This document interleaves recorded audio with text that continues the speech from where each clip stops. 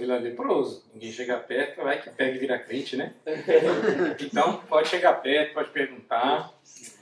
Bom, depois vocês vão ter a oportunidade de conhecer, então é muito fácil. Não vou pedir para elas ficarem de pé, porque se você encontrar uma criança por aí e você não conhece ela da sua igreja, é minha filha. O que eu faço? Se você encontrar uma adolescente e ela não é da sua UPA, é minha filha.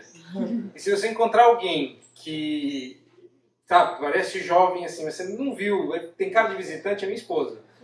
Ficou muito fácil. Eu vim acompanhado da minha esposa Marcela, minha filha mais velha Alana e a mais nova a Riane. Nós estávamos até o final do ano passado morando na África do Sul, onde eu tive a oportunidade de passar os últimos 3 anos da vida, terminando o doutorado em aconselhamento.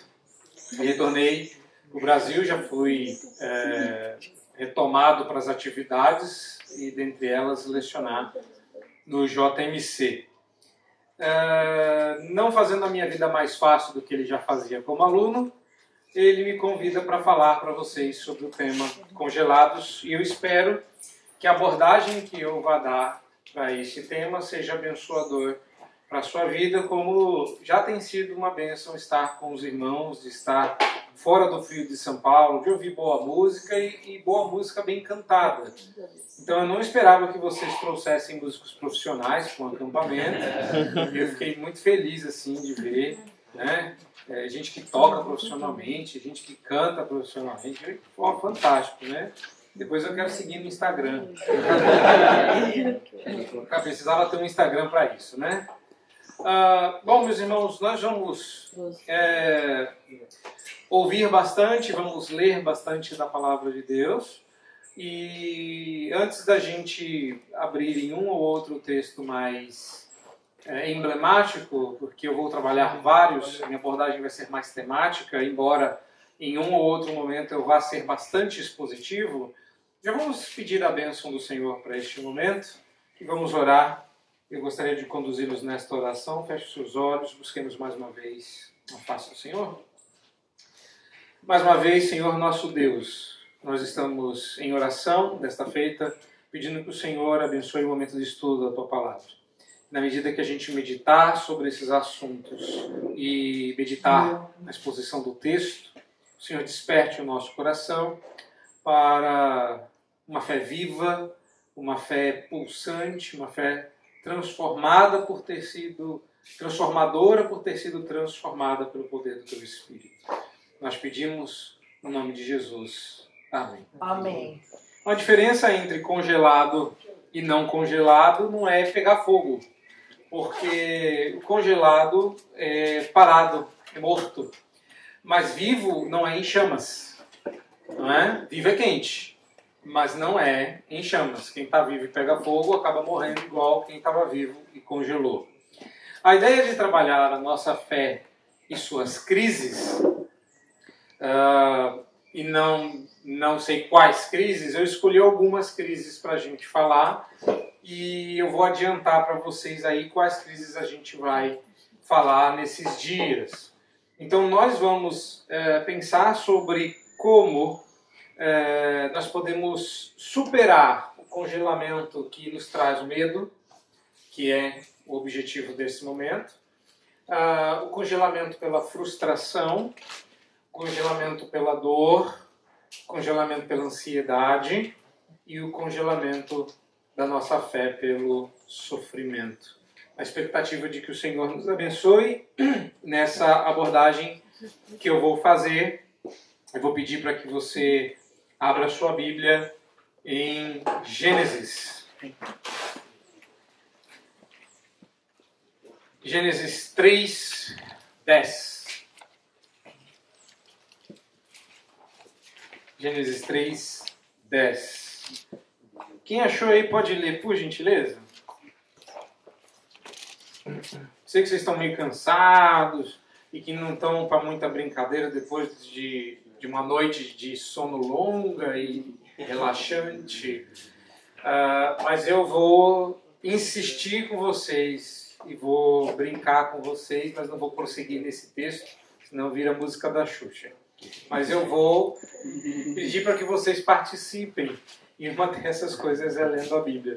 Qualquer um que saiba ler pode ler em Gênesis 3. É isso. E ele respondeu: ouvi teus passos no jardim e fiquei com medo, porque estava nu, por isso me escondi. Normalmente a gente ouve uma abordagem desse texto da perspectiva do estar pelado. Mas eu quero que você olhe pela perspectiva correta desse texto. O que está acontecendo é que todo final de dia, 4 e meia da tarde, quando o sol está começando a cair, você consegue vê-lo e ele não mais ofusca os seus olhos, que para mim é um sinal da graça. Percebe que Deus não pode mostrar-se em todo o seu fulgor para Adão. A gente tem uma música antiga no Inário que diz que nem Adão chegou a vê-lo antes mesmo de pecar, por conta do fulgor da sua glória. Mas Deus, em graça, vinha até o homem, e você tem que observar sempre o quadro que Deus está pintando. Então Deus não aparece de maneira muito simples. O sol a pino, né, o sol queimando no alto, não era o momento em que Deus aparecia para Adão. Então a própria ideia de a Bíblia registrar que Deus aparecia na viração do dia, ou seja, quando o dia estava começando a vir à noite, onde o sol, que era difícil de enxergar, se tornava visível no horizonte e possível de ser admirado, Deus aparecia. Deus aparecia como uma manifestação de graça no sol, se tornando visível. Era o Deus de toda glória e graça aparecendo para tomar o chá da tarde com Adão e com Eva. Um certo dia desses, Deus aparece e não tem chá, não tem bolinho de chuva, não tem nada. E cadê todo mundo? Adão, cadê você? Eva, cadê você? E de trás da moita, e a gente nunca sabe, eu sempre brinco com esse texto, porque Adão era muito ingênuo, né? Adão está se escondendo de um Deus onipresente atrás da moita. Lembrando que atrás é sempre uma questão de perspectiva. Né? Aonde fica atrás da árvore, né? E aí Adão estava atrás, achando que estava se escondendo de Deus, e a resposta dele não é eu estava nu. Porque estar nu não era um problema. Ele estava nu e sempre esteve. Mas ele agora se esconde porque ele não apenas tem a consciência de estar nu. Agora Adão experimenta uma outra coisa. Uma coisa que Deus ainda não vai compartilhar, só vai compartilhar essa sensação com a criação depois do dilúvio. Porque é só depois do dilúvio que pavor e medo virão. Mas agora Adão experimenta alguma coisa que ele traduz como medo. É a primeira vez na história humana em que a gente é congelado pelo medo. A gente se esconde porque teve medo e por isso foge da presença de Deus. Existem muitos medos. É claro, como alguém que trabalha na área de aconselhamento, eu adoraria falar de todas as 200 milhões de fobias que estão registradas nos livros dos especialistas e acabar com cada uma delas, mas não dá. Senão a gente teria que ter um acampamento só sobre medo e ainda ia sobrar alguns medos de fora. Então a gente vai pular a parte do medo de barata, medo de aranha, fobia social, e eu não vou falar de fobias, mas eu vou falar de um medo bem mais comum. E a minha ideia é pegar esse medo como um estudo de caso, para que você, ao entender como o medo te congela a partir de um medo específico, você possa lidar com outros medos usando a mesma metodologia. Não sei se fui claro. Então vou pegar um estudo de caso. Existem vários medos. Pegue um. Ok. Agora a gente trata esse medo. Serve para os demais? Estou dizendo que serve, porque serve para o medo. Mas eu vou pegar um que eu acredito ser mais comum e para o qual vocês logo, se já não estão experimentando, logo passarão a experimentar, que é o medo do fracasso. É claro que vocês não têm medo de fracassar, não é? Mas, caso esse medo lhes ocorra, e vocês vão perceber que de vez em quando eu esqueço de desligar o modo irônico, então de vez em quando ele vai aparecendo aí, vocês me perdoem por isso. mas eu acredito que dificilmente você não sofre desse medo.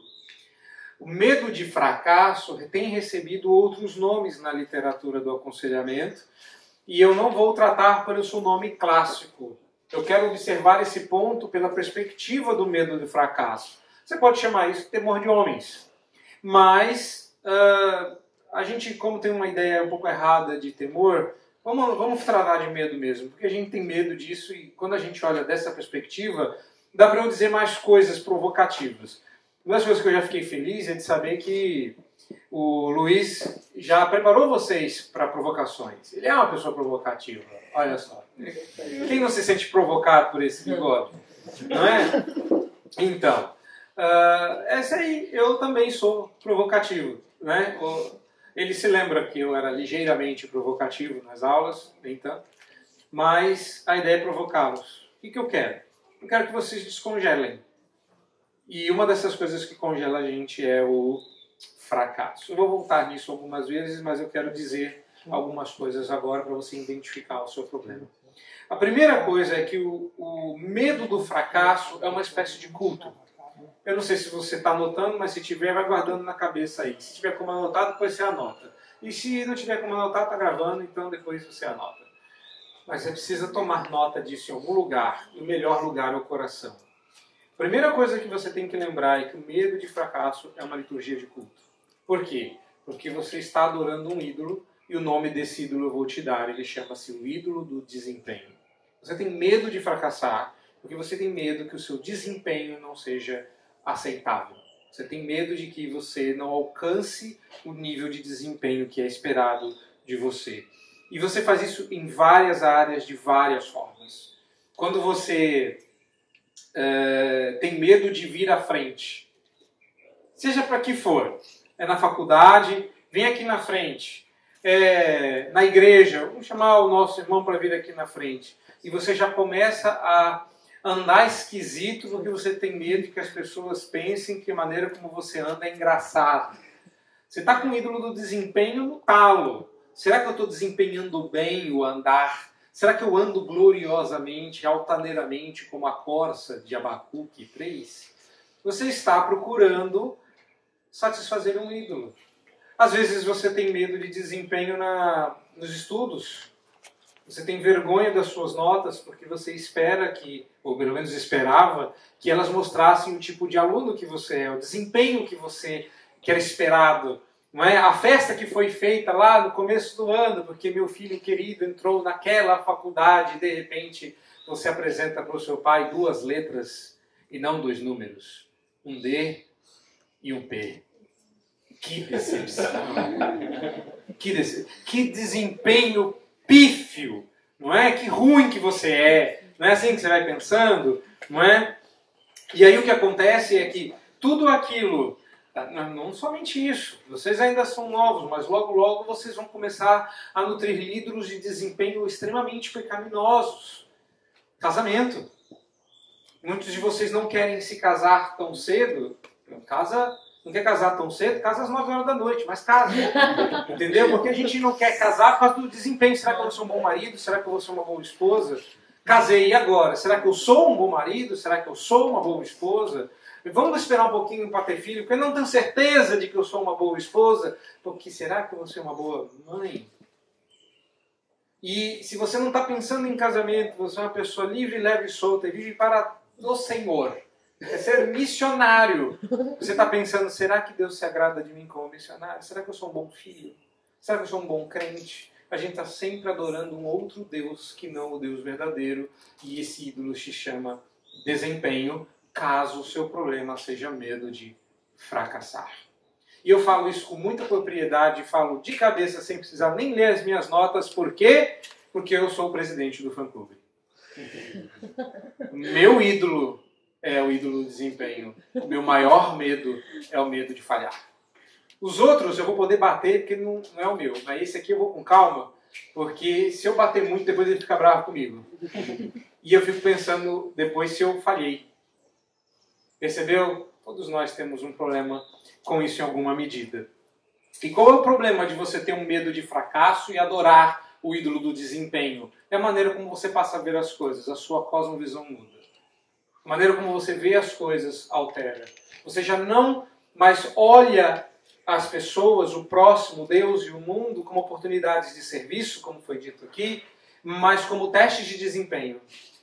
Você vê as oportunidades como provas. Elas surgem, as oportunidades, para que você tenha um campo, um palco, no qual você possa desempenhar com perfeição o seu papel e assim trazer sucesso para a sua vida. É para isso que você foi treinado a sua vida toda, para pecar. Porque quando você é apontado numa faculdade para ter as melhores notas, ser um aluno de sucesso com vistas a usar esse desempenho para o seu sucesso, você foi treinadinho, olha só que lindo, lá na sua casa, para o mal. Porque você deveria tirar boas notas para a glória de Deus.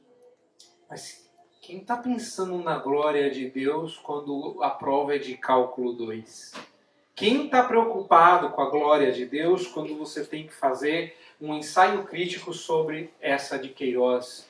Ou quem sabe quando você tem que analisar um projeto arquitetônico e dizer quais são as influências daquelas linhas e daquelas curvas. Ou quem sabe você esteja estudando qualquer outra área do saber, física, química, biologia. Quem liga para Deus quando você tem que dizer que o mundo veio da evolução? Mas esse é só professor, que no fundo mesmo eu creio que Deus criou o mundo. A glória de Deus se perde no dia a dia porque a gente tem medo de fracassar.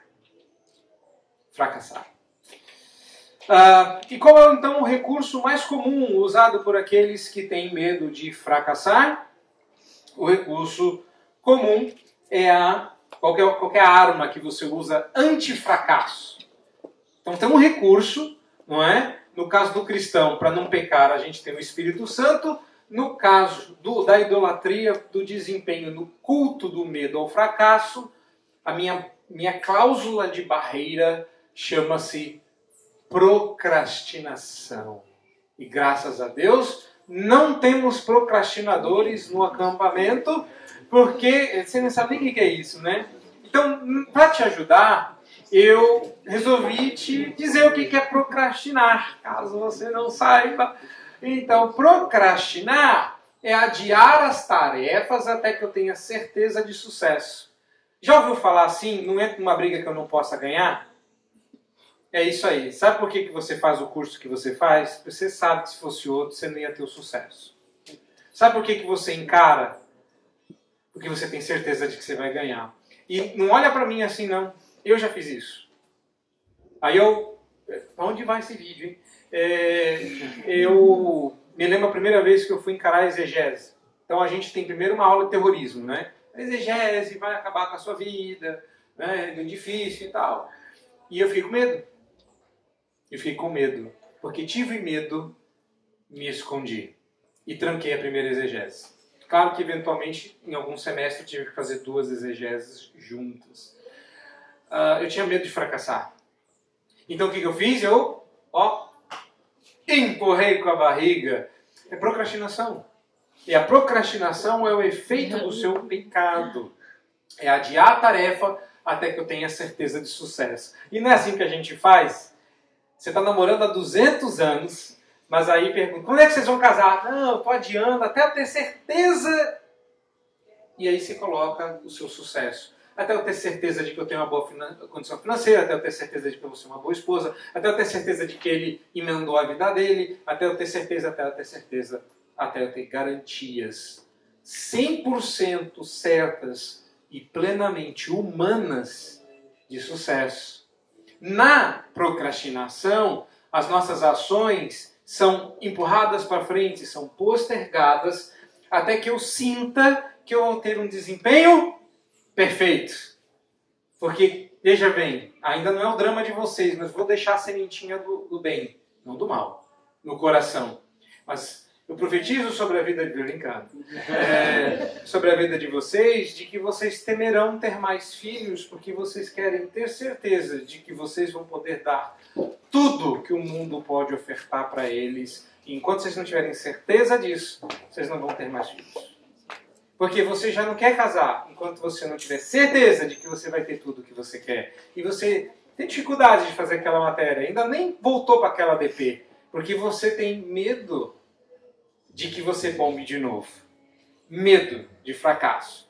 Lembrando, você que está tranquilo me ouvindo, é porque eu ainda não cheguei no seu medo, tá? Então fica tranquilo que logo, logo a gente chega lá, tá? Não se exaspere, eu estou procrastinando o seu medo, tá bom? Então, voltando lá, não é? O que é, então, o medo de fracassar é colocar o ídolo do desempenho como um Deus maior. Qual que é o problema de a gente adorar um pouquinho esse Deus? Qual que é o grande problema de jogar para frente? É que a gente não vai fugir do problema. Repare, Adão poderia ter clamado a Deus no minuto que percebeu que estava nu. A gente não sabe que horas Adão e Eva pecaram. A gente pode conjecturar pecaminosamente, ao som dessa música maravilhosa que toca ao lado, que se Adão queria comer alguma coisa e deu, se a Eva queria comer alguma coisa e deu para Adão, era a hora do almoço. Deus só aparecia na viração do dia. Quantas horas se passaram em que Adão e Eva ficaram se observando nus, envergonhados pelo que fizeram, preocupados com o que Deus ia fazer, até que Deus aparecesse e eles dissessem porque tive medo e estava nu, me escondi. Ok, digamos que tenha sido 10 minutos antes de Deus aparecer. Qual que é o problema que o medo do fracasso gera? A não solução do problema. Os prazos se aproximam antes que você esteja confiante do seu sucesso e muitas vezes ele acaba e você tem que providenciar as coisas às pressas. E eu vou dizer para você, brasileiro, eu sei que eu morei fora e sei que eu sou brasileiro e o que eu vou falar eu também fiz, mas brasileiro, ele diz que ele é um diamante. Por quê? Porque ele só fica pronto sob pressão. Não é assim? Aquele relatório, aquele trabalho da escola. Sabe o arrumar do quarto? Seu pai te deu uma semana que você vai fazer na sexta-noite, que você fez antes de vir para cá. O prazo venceu, você não fez o que devia ser feito e você fez na última hora porque você tinha medo de falhar, procrastinou até o último minuto, então fez correndo e fez de qualquer forma. Se por acaso essa história tiver alguma semelhança com a realidade, é mera providência. Tá? Mas a gente observa muito isso na vida dos estudantes de maneira geral. Eu, como professor, não só no JMC, mas no Mackenzie, eu vejo isso muito. E eu estou fazendo um teste social com os meus alunos. Né? Eu mudei o sistema. Então agora no primeiro dia de aula, eu digo para eles que eles podem me entregar o trabalho ao longo do semestre, não tem data. Eles têm até a última data. E eu já no primeiro dia de aula eu digo assim, o trabalho vai ser colaborativo, você não vai me entregar. Você vai fazer comigo vendo. Então você vai abrir um documento no Google e vai me convidar como colaborador. E à medida que você vai escrevendo o trabalho, eu vou te ajudando a escrever o trabalho. E eu vou vendo, a hora que fica pronto, eu digo, pode parar, que deu, você está pronto, está aqui sua nota, passar bem. Então, assim, a gente já está no meio do semestre, eu tenho 20 alunos, tem 2 arquivos, e nenhum deles está só tem a capa. O semestre vai acabar, e eu vou ver que horas eles vão começar o trabalho, e vou ver que horas esse trabalho vai ficar pronto. O problema é que fazer isso na frente do professor é extremamente desconcertante. O que a gente esquece? O que a gente esqueceu aqui? Que mesmo que eu não saiba, você continua fazendo a mesma coisa na frente de Deus. Me perdoe a cena grotesca e engraçada, mas você está sem roupa, escondido atrás da moita, achando que um Deus onipresente não está vendo o seu traseiro desnudo. Para não dizer outra coisa. Isso é pecar. Isso é tentar esconder o nosso medo do fracasso debaixo do manto da procrastinação. E o que a gente faz com isso? A gente cria um outro subterfúgio. Está notando aí? O fracasso deixa de ser um medo para passar a ser um companheiro. Ele passa a ser bem-vindo. Vou explicar. Você procrastinou, você tem medo de falhar. Muito medo, você está congelado. O que o congelamento faz? Ele te para. Você tem medo, então é melhor não. Parei, congelei. Né? Eu ia colocar, mas acabei mudando de ideia. Mas eu queria muito achar um gif do Chaves, né, congelando de medo. Não é? Mas é aquilo lá, você congelou de medo, você tem medo de fracasso, você tem todos os outros medos que te congelam, porque uma das coisas que paralisa a gente é o medo. Você parou, parei, porque você está aguardando um momento de ter certeza. E para isso você vai procrastinando. O prazo não para. Se você pudesse dar uma pausa no mundo, né? Mas o prazo continua rodando, daqui a um pouco faltam 2 dias, 2 horas, 2 minutos, e aí você faz de qualquer jeito. Por quê? Porque o que você tinha tanto medo te aconteceu. Você fracassou. Mas agora você respira aliviado. Você está até feliz por isso. Você nem esperava ir bem. É uma surpresa você ter ido bem. Sabe por que você não passou na prova? Ou naquele concurso? Sabe por que você não tirou aquela nota boa? Porque eu não tive muito tempo para fazer. Porque o trabalho, a lição, a tarefa, a coisa foi feita às pressas. E fracassar porque você fez alguma coisa às pressas, de última hora, depois de procrastinar, é menos perturbador do que ter dado o seu melhor e isso virar um tremendo fracasso. Você não quer dar o seu melhor e descobrir que o seu melhor não é suficiente. Então você dá qualquer coisa. Então você faz de qualquer jeito. Você espera até a última hora porque você pode culpar o tempo.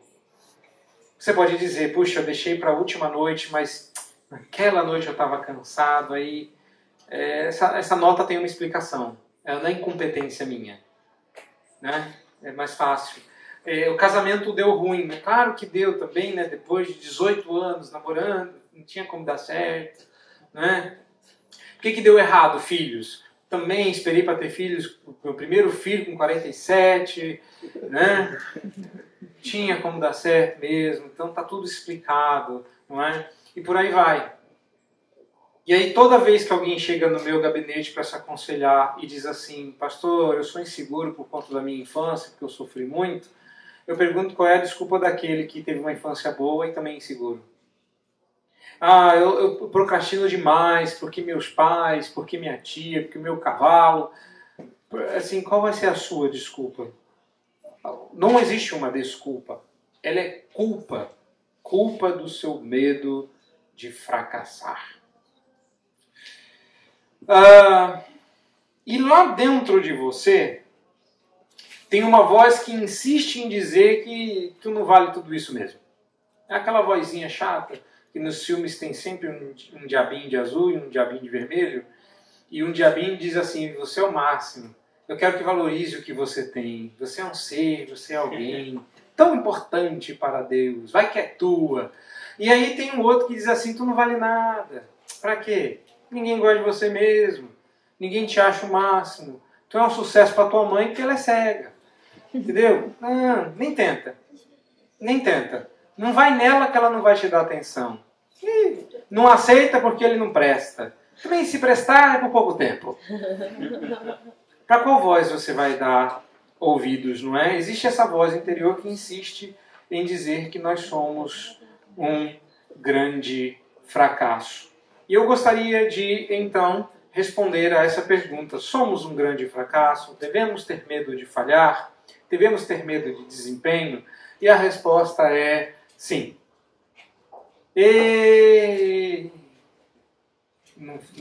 Não? Não. Por que a gente tem medo de fracassar, meu querido? Por conta do texto que a gente leu. Eu ainda estou lá em Gênesis. Nem precisei sair ainda. Eu tenho medo de fracasso. Eu tenho medo. E eu vou falhar. por conta do pecado. Então é como eu disse para um aluno esta semana.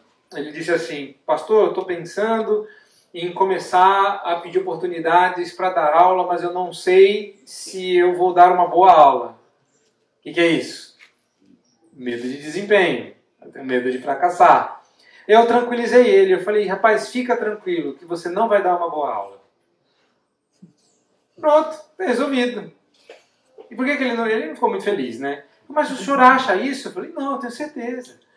Porque você não estudou sobre o assunto, você vai estar nervoso e é a primeira vez que você vai dar aula, então vai ser ruim. E ele falou: o senhor acha que eu devia dar? Eu falei: acho que eu devia dar aula. Falei: mas depois disso tudo, como é que eu vou dar uma aula? Eu falei: consciente de que você não é o máximo. Sem medo de desempenho. Peraí, você está esperando sucesso? Você está esperando mesmo que todo mundo... Ok, você até foi bem. Você me ganhou como fã. Eu vou curtir 2 Instagram, 3, 4, 5... Vou curtir uns Instagrams aí. Ó, desempenho bacana. Mas não foi assim desde sempre. Não começou assim. Você não saiu do ventre da sua mãe cantando, chorando no tom. Você não era essa coisa gloriosa.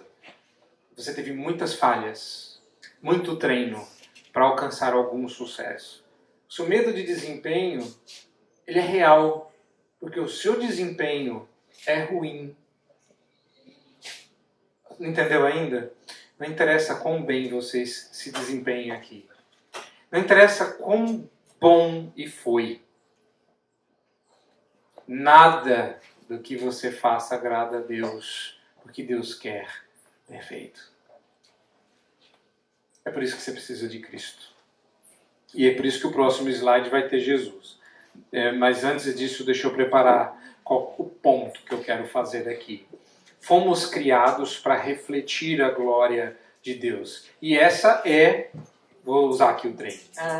Ok, vamos lá. Essa é a definição de pecado. Errar o alvo. Eu gosto dessa figurinha, apesar da definição não ser das melhores, porque isso aqui é a nossa realidade. Será que eu vou ir bem? A resposta é muito tranquila. Não. Fica tranquilo que tu vai errar tudo. Peraí, não estou entendendo, pastor. Pensei que era para a gente descongelar. Agora tá baixando a temperatura. Eu vou insistir aqui. Como é que a gente faz para vencer o medo de fracassar? Não tenha medo de fracassar, tenha certeza. Eu não estou ouvindo amém, nem glória a Deus. O que está acontecendo com vocês? Vocês estão acordados? Acorda, gente. Não, eu sei o que vocês querem. Vocês querem ouvir que tudo posso naquele que me fortalece. Eu quero que... Isso! Entendeu? Eu quero... Em Cristo nós somos mais que vencedores. Entendeu? A força está em ti. Acredite em você mesmo. Vai que é tua. O poder está em suas mãos. De repente eu saí da Bíblia e nem percebi. É isso que você quer ouvir. Você quer ouvir que a vitória é sua. Você quer ouvir que vai dar certo. Filho, vai dar tudo certo. Só que a realidade é que já deu tudo errado. Não é que vai dar. Já deu. Você já deu errado. Você nasceu errado. Igual eu. Porque nós somos concebidos em pecado. Salmo, vamos lá? 51. Vocês conhecem esse texto. É só para relembrar, só para refrescar a memória.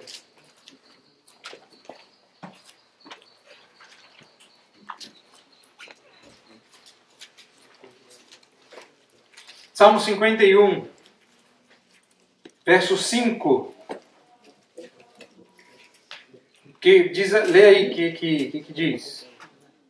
Eis que em iniquidade fui formado e em pecado me concebeu minha mãe. Isso. Você já nasceu em pecado.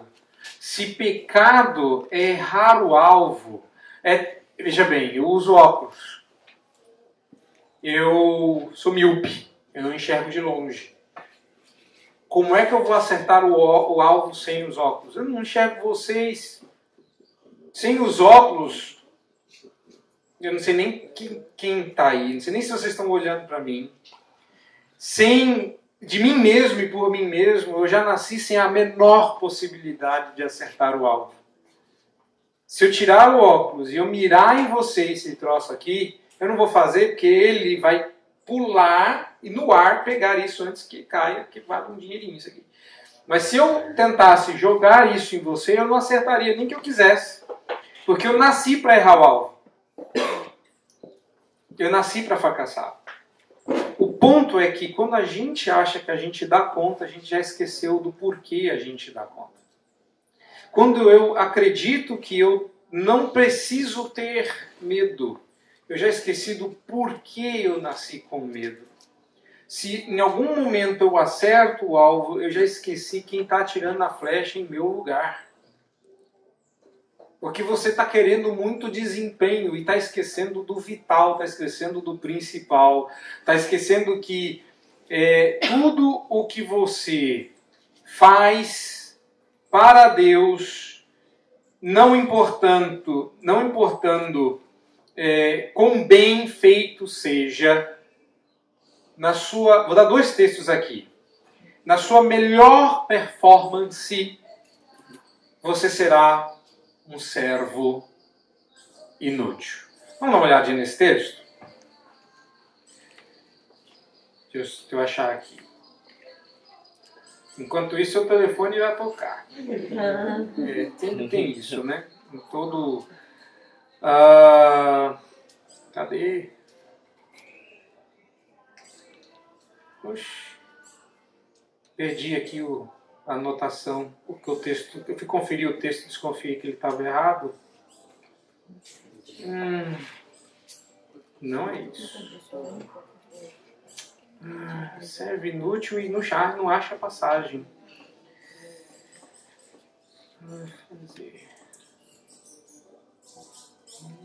Tá. É porque serve inúteis.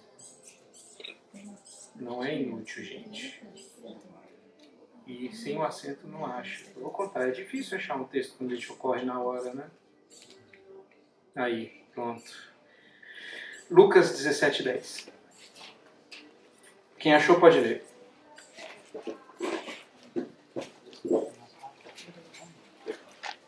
Lucas 17:10. Quem achou, ler, por favor. Assim também vós, depois de haverdes feito quanto vos foi ordenado, dizei: somos servos inúteis, porque fizemos apenas o que deveríamos fazer. Pois é. Você já reparou que na melhor performance que você tiver diante de Deus, você não passa de um servo inútil?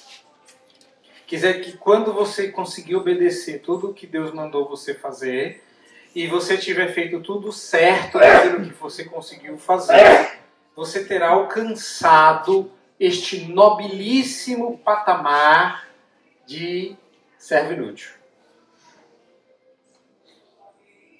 É difícil a gente descongelar numa situação dessa, né? Porque assim, a gente sabe, a gente é pecador, né?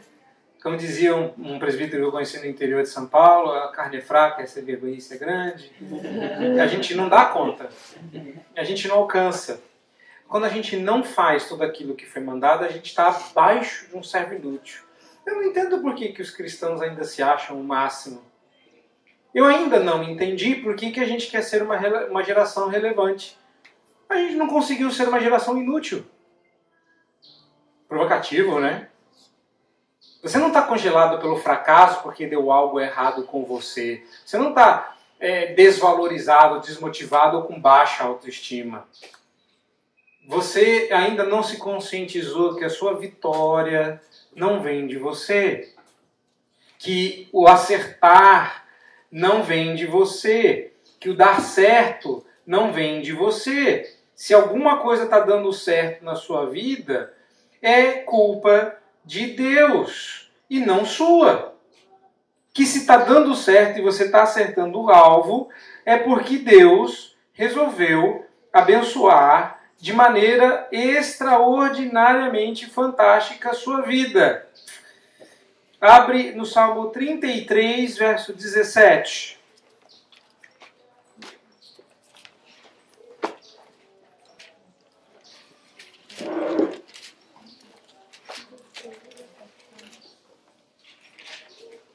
Lê o verso 16 e o 17 do Salmo 33.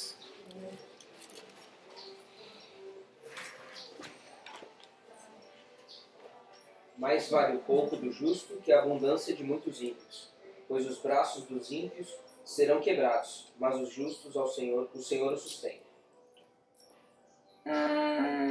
Acho que não. Acho que não. Adorei. 33, Salmo 33. 16 e 17. Isso. Nenhum rei se salva pelo tamanho do seu exército. Aí sim. Nenhum guerreiro escapa por sua grande força. O cavalo é vã esperança de vitória, apesar de sua grande força, incapaz de se salvar. Ok, a gente lê um pouco rápido. Me permita... Não, era isso mesmo. Agora, você leu, vamos digerir esse texto. Vamos lá. Não há rei que se salve com o poder do seu exército. Olha que encorajamento. Saia para a guerra, sabendo que o seu exército não é suficiente. Por quê? Porque não existe exército grande o suficiente capaz de livrar o rei. Próximo. Nem por sua muita força se livra o valente. Você reparou que Deus está... Na verdade, eu estou tentando imitar o Senhor aqui, que Ele não está dando assim aquele boost na sua autoestima. Vai lá. Vai que eu garanto. Se eu não garantir, nem ir você dá conta de ir. É isso que Deus está dizendo. Eu sou valente, eu vou para cima. Não vai não, meu querido. Que nem a força do valente. Nem se você tivesse a força de um cavalo. E aí que vem o verso 17. O cavalo não é garantia de vitória. Por conta da sua grande força. Porque nem a sua grande força o pode livrar. E é por isso que verso 20 termina a nossa abordagem aqui. Verso 20. Nossa esperança está no Senhor. Ele é o nosso auxílio e a nossa proteção. Ele é o nosso auxílio e a nossa proteção. Para encerrar a nossa mensagem de hoje. Nós temos um Salvador que levou nossos fracassos, nossa vergonha, nosso embaraço e nossa desgraça sobre ele. Você tem que parar de focar na expressão vitória e passar a focar na expressão em Cristo. O texto diz que em Cristo somos mais que vencedores. Ou seja, sem Cristo nós somos mais que perdedores. Se você tem medo de fracasso e vai no poder da sua grande força, você vai fracassar. É por isso que quando Davi se apresenta para Golias, ele está com medo. Você acha que Davi não tinha medo? Você acha que ele era o único corajosão, ele era o isentão do exército de Israel? Ah, seus frangotes, vocês estão tudo com medo do menininho, eu vou lá mostrar. Não! A coisa era tão medonha que quando Golias dá de cara com Davi, ele diz: o que aconteceu que vocês estão mandando as crianças? Acabou os homens? E agora vocês acham que eu tenho medo de galinha para mandar um frango desse? Não, que isso? Aí o menino vira e fala assim: Davi, quem era Davi? Davi Davi é o cara que canta, hein? Davi é o menino do louvor. Ele é o autor dos salmos, ele cantava pro rei. Davi é um menino bonitinho, ruivinho, filhinho da mamãe. É, uma gracinha ele. Diz que Davi era muito bonitinho mesmo, a Bíblia diz. Sabe? Então você vê aquele menino, sabe? Que menino lindo, assim. Tem nem bigode, menininho. Bonitinho. E aí, sabe, é uma batalha, é uma guerra. E vê aquele menino fofo para brigar com o Golias, um cara marcado pela guerra. Entendeu? O braço de Golias era a cintura de Davi. E aí ele fala, desculpa, assim, não bata em criança, manda um homem. E Davi vira e fala assim, você vem para mim com a força do seu braço, eu vou na força do braço de Deus. O problema é que eu vou falhar, mas eu vou encarar porque a vitória não vem da minha mão, a vitória não vem de mim. E você vê isso repetido em vários momentos nas Escrituras. Como, por exemplo, 3 rapazes que não tinham a menor condição de escapar do fatídico final das suas vidas numa fornalha de fogo ardente. Não tinha chance de êxito, não tinha escapatória, não tinha como ter medo de falhar. Já falhou, já tinha dado ruim. Vocês vão ser jogados lá dentro. Só vou dar uma chance para vocês morrer em fogo baixo. E eles dizem assim, olha, já que a gente falhou, vamos de vez. Saiba, ó rei, que se Deus quiser nos livrar, ele vai. Mas se ele não quiser, e esse é o ponto, se ele não quiser livrar, a gente não dobra o joelho. De onde sai essa coragem? De onde sai essa ausência de medo de falha? É da consciência de que a falha é inevitável. Davi não tinha como escapar. Ninguém tinha como escapar. Era um exército com medo de um homem. E vem um menino e diz assim, eu com a espada não dou conta de você. Estava óbvio. Eu com a armadura eu não dou conta. Se eu for lutar contra você eu não dou conta. Mas com Deus basta uma pedra. Puf, caiu. Eu imagino quão surpreso não ficou Golias, que depois de ouvir aquela conversa acorda no inferno. Porque a briga não acaba ali. Vocês sabem que Davi tem que pegar a espada de Golias e cortar a cabeça dele fora. E apresenta aquela cabeçona. Daqui, rei. Morreu. Matei. E todo mundo... Como? Porque temos um Salvador que morreu as nossas falhas. Abra sua Bíblia agora para encerrar, caminhando para o fim, para a redenção, em Isaías 61:10. Quem achar já pode sair lendo.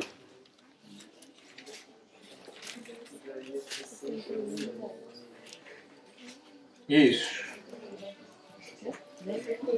É grande meu prazer no Senhor, regozija-se a minha alma em meu Deus, pois ele me vestiu com as vestes da salvação e sobre mim pôs o manto da justiça. Qual noivo que adorna a cabeça como um sacerdote? Qual noiva que se enfeita com joias? É isso? É isso. Tá esquisito? Tá esquisito? A minha expressão aí tá esquisito, porque tá... Onde que ele quer chegar com esse texto? É o miolinho dele. É o miolinho desse texto que me interessa. Não está falando da gente mesmo. Porque a sua vida não é sobre você. Regozijei-me muito no Senhor, a minha alma se alegrou em Deus. Por quê? Porque Ele me cobriu com as vestes da salvação e me envolveu com o manto da justiça. Adoro essa expressão. Até porque ela é repetida pelo apóstolo Paulo em Efésios 4. Despir do velho homem, revestir do novo homem que se refaz em Cristo Jesus pelas suas justiças. Quer que eu diga isso de outra forma? A gente... botei um foguinho para dar uma aquecida aí, dar uma descongelada. Isso. Meu querido, sabe qual que é a boa nova? Sabe qual que é o evangelho? Sabe qual que é a boa notícia com a qual eu espero terminar sempre com uma boa notícia a cada um? O medo do fracasso é real. Por quê? Porque você é um fracassado. Nossa, quem veio com a baixa autoestima acabou de falecer, né? Nossa, a minha estima morreu, porque ela já estava baixa. Isso! Eu quero mesmo que morra. Eu quero que você se ache o que você é. Porque só são bem-aventurados os mendigos espirituais. Porque Deus só estende a sua mão misericordiosa para os miseráveis. Eu não sei se você sabe, ela deve saber que é minha filha, que eu já falei para ela. Mas se não souber, ela tira 0. Que significa a palavra misericórdia? Alguém além dela sabe o que é misericórdia? Sabe? Só levanta a mão e diga... você está com medo de falhar. Mas vamos lá, garantindo que você vai errar, levante a sua mão e diga o que você acha. Porque se você já sabe que vai errar, levantar a mão e falar e de repente acertar, é graça. O que é misericórdia? Ok, medo de falha generalizado. Deu pra ver que eu acertei na primeira palestra, que ninguém quer arriscar. Eu sei o que é misericórdia. Oh! É isso aí. Oi, não. Misericórdia é misericórdia de vida. Lembra que eu falei que ia dar ruim? Próximo. Vamos deixar ele sozinho. Próximo. Quem erra junto? A graça é errar. Se vocês acertarem, eu tenho que continuar. Aí, ó. Irmão, o cara é brother. Isso aqui é irmão em Cristo. Olha lá. Aceitar a nossa miséria. Ah, quase. Ó, você não acertou o alvo, mas chegou perto. Pelo menos a flecha não caiu fora. Vamos lá. Vou dar uma dica. E o pior, quando dá a dica e a gente erra, a gente se sente mais fracassado. Vou dar uma dica. Misericórdia é a união de duas palavras. A graça de Deus. Errou! Próximo. Se compadecer do governo favorável. Puxa, versão NVI. mas valeu. Valeu, boa. Misericórdia é a união de miséria e cardia. Misericórdia literalmente significa ter o coração na miséria. Quando a gente fala, olha só que louco, quando a gente louva a Deus, Senhor, o Senhor é tão misericordioso para comigo, sabe o que você está dizendo? Senhor, eu sou um miserável, não valho nada, e quem gosta de mim tem mau gosto. Obrigado porque o Senhor gosta de porcaria. É sério, misericórdia significa ter o coração na miséria. E quando Deus colocou o coração dele na miséria, sabe quem ele achou? Você. Misericórdia é isso. Misericórdia é alcançar o miserável. Como é que você colocou, meu irmão? Esqueci. Não. Estava tão bom. Compadecer dos menos. Oh, isso é lindo. É isso aí. Você é o menos favorecido a quem Deus se compadeceu. Exato! Mas você só pode agradecer ao Pai se você tiver certeza de que a sua melhor tentativa será um fracasso.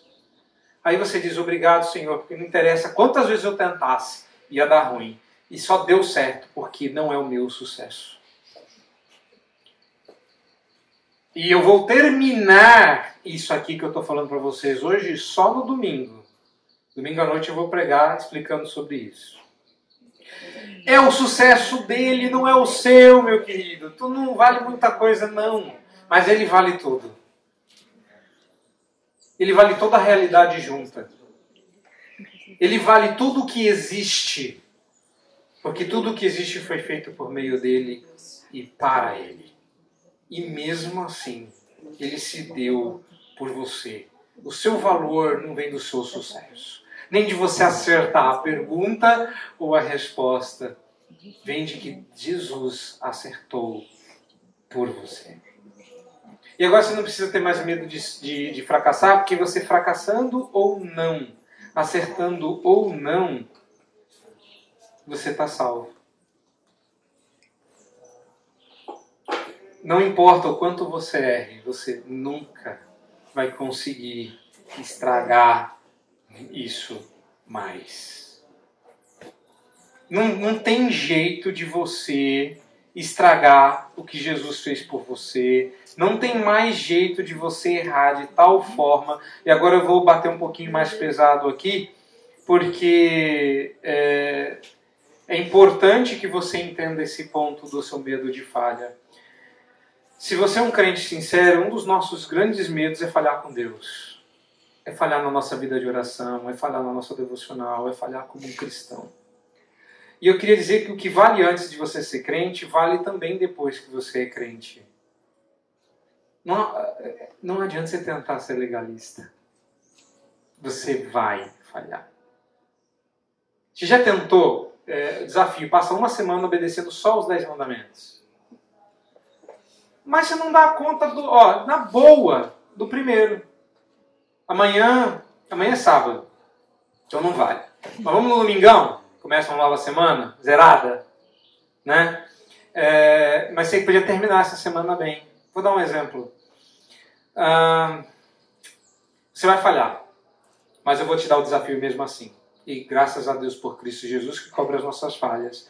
Mas tenta só hoje, que o dia está na metade, ok? Valendo, sabe? A partir de agora, eu quero que você vá cozinhar para os acampantes por amor a Deus e para a glória dele. Eu quero que você o ame acima de todas as coisas. Eu quero que você, quando se sentar para comer a comida feita pelo seu irmão, apesar da quantidade excessiva de amor demonstrada no sal, que você coma para a glória de Deus. O que vai ter para beber? Não interessa. Que você pegue e enche o copo e diz: eu vou tomar esse copo para a glória de Deus. Você só precisa fazer isso 2 vezes hoje, almoço e jantar. Você vai dar conta? Ah, vai. O primeiro gole. Para a glória de Deus. E aí, alguém te chama e você começa a conversar, de repente... Não, eu bebi tudo. Era para a glória de Deus, nem vi. Profetizo sobre a sua vida. Tá? Por quê? Porque não importa. O medo só vai embora no dia, que é isso que eu estou tentando sem usar o nome. É por isso que eu pus o nome só no final. Se você confiar em você, no seu desempenho, no seu poder, na força do seu braço, você ainda não entendeu que você tem que confiar nele. Então pode parecer seguro não se arriscar, pode parecer seguro não tentar, mas não existe segurança fora dos braços de Deus.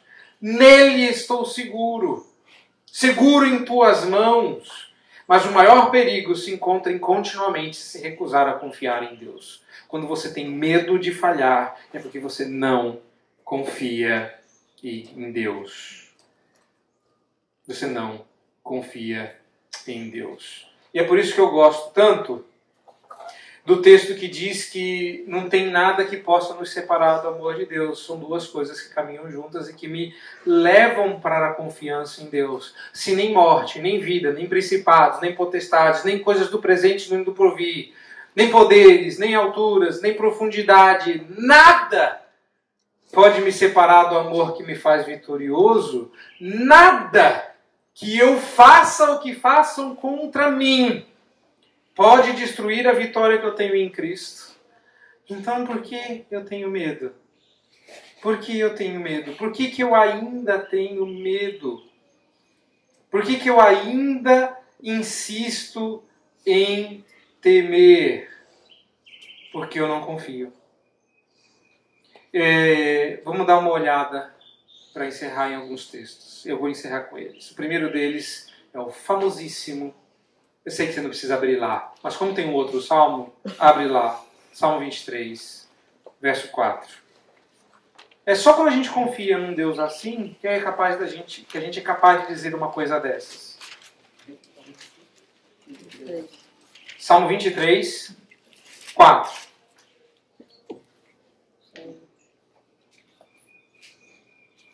Pode ler. Ainda que eu ande pelo vale da sombra da morte, não temerei mal algum, porque tu estás comigo, e a tua vara e teu cajado me consolam. Tu estás comigo, porque o Senhor está comigo, eu não temerei mal algum. Temerei. Salmo 118, verso 6.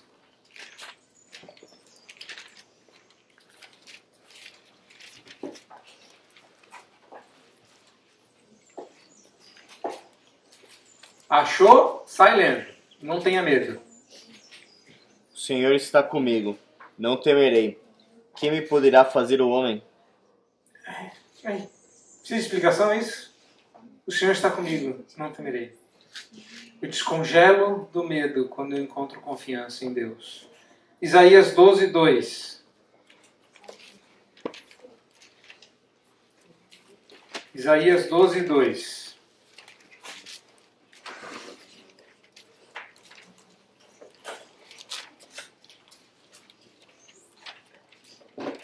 Pode ler. Deus é o meu Salvador.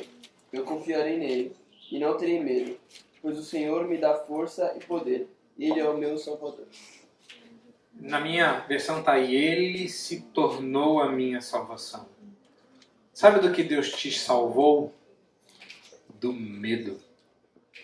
Abra sua Bíblia em Hebreus 13:6.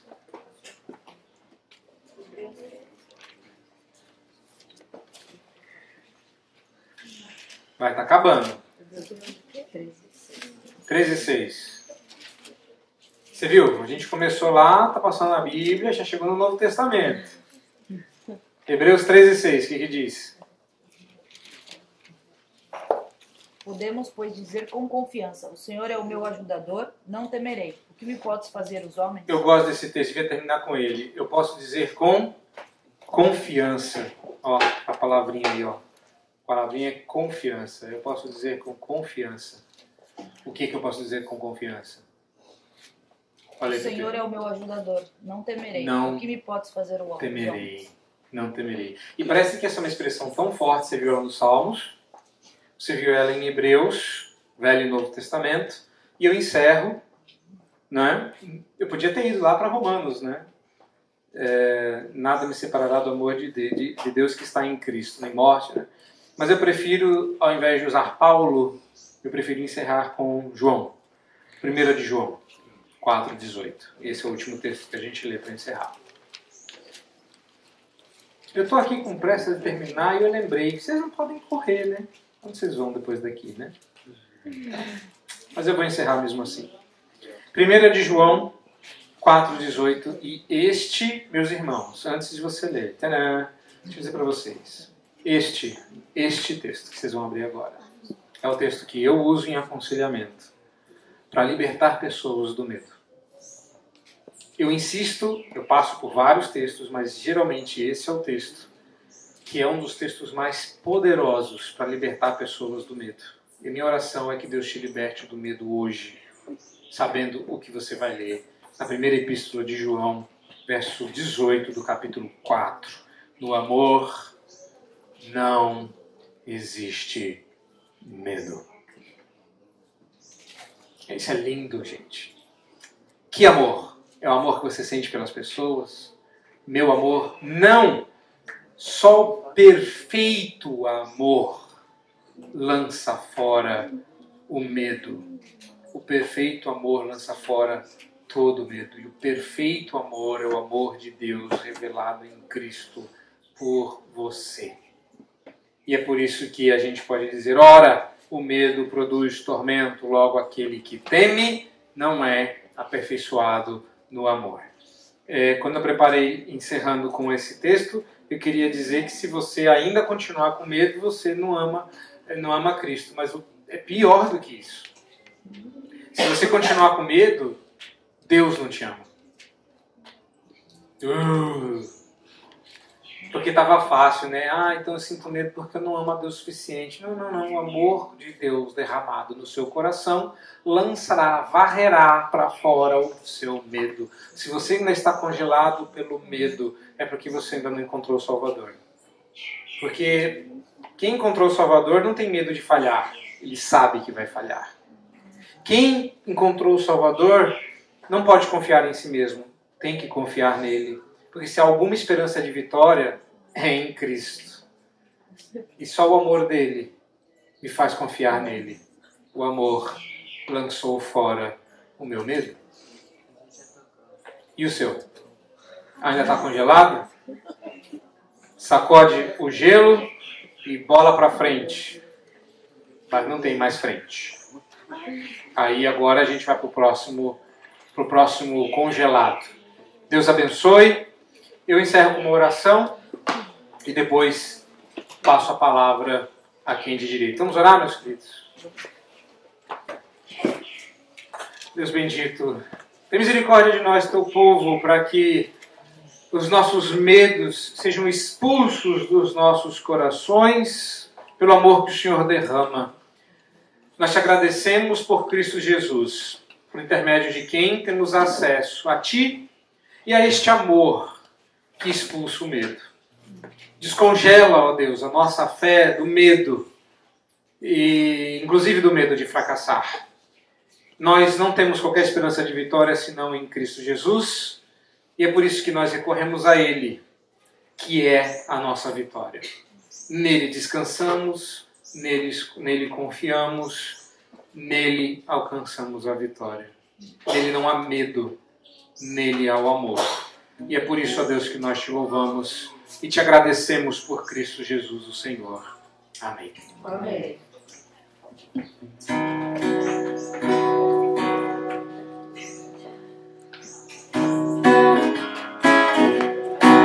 Essa música a gente já tem tocado há 2 semanas e a letra vai bem de encontro com o que a gente ouviu hoje. Então eu te convido a prestar atenção na letra, cantar conosco e refletir. De onde vem a calma que invade, desacelera o temor, deixa vir os sonhos, abre caminhos pra seguir. Se é tão longe, não precisa pressa, o vento é quem leva. E uma voz que soa dentro do peito diz que o amor lança fora o medo, me refaz e me faz sonhar de novo. Minha paz não é mais segredo, invadiu meus dias mais sombrios, fez morada em mim. O amor,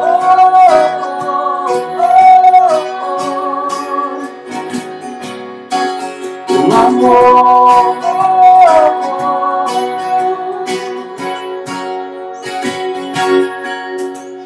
De onde vem a calma que invade, desacelera o temor, deixa vir os sonhos, abre caminhos pra seguir. Se é tão longe, não precisa pressa, o vento é quem leva. E uma voz que soa dentro do peito diz que o amor lança fora o medo, me refaz e me faz sonhar de novo. Minha paz não é mais segredo, invadiu meus dias mais sombrios, fez morada em mim. Que o amor lança fora o medo, me refaz e me faz sonhar de novo. Minha paz não é mais segredo, invadiu meus dias mais sombrios, fez morada em mim. Invadiu meus dias mais sombrios, fez morada em mim. O amor,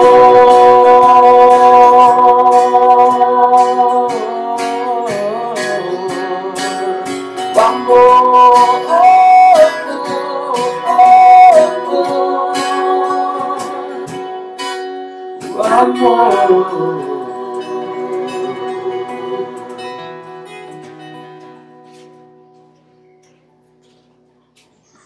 Acho que cabe mais uma oração, né?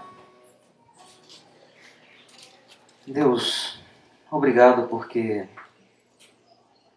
a paz do Senhor, a confiança do Senhor invade as trevas do nosso medo, medo do fracasso, que nos leva a procrastinar, que nos leva a adiar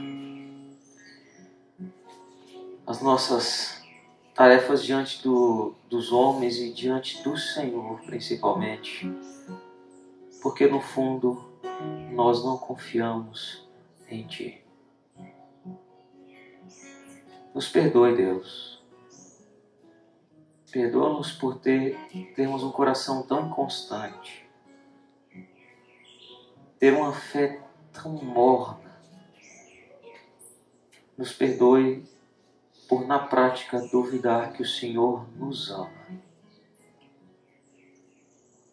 Mas obrigado, Deus, porque em Cristo Jesus o Teu amor se revelou plenamente. O Teu amor nos resgatou da nossa miséria. O Teu amor nos salvou. Louvado seja o nome do Senhor, que nos olhou e teve misericórdia. Olhou a nossa miséria e se compadeceu.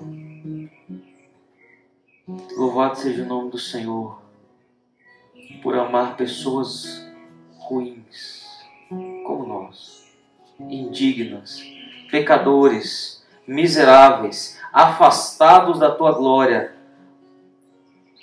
Mas o Senhor nos atraiu pelo Teu Espírito e nos salvou.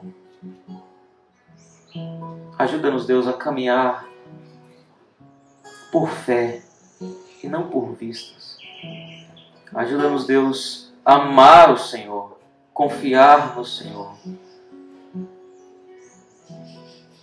Ajuda-nos, Deus, a vencer os medos por Cristo Jesus. Não na força do nosso braço, não segundo o nosso planejamento, não segundo nossas capacidades, dons e talentos, mas no poder da força do braço do Senhor.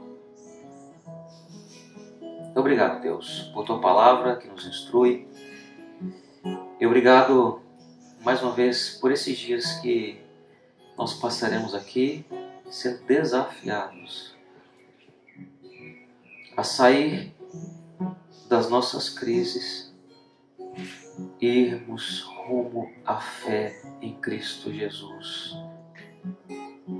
E é no nome de Jesus que nós oramos, porque não há outro nome debaixo do céu e da terra e sobre a terra que importa que sejamos salvos. É no Seu nome de Jesus Cristo. Amém.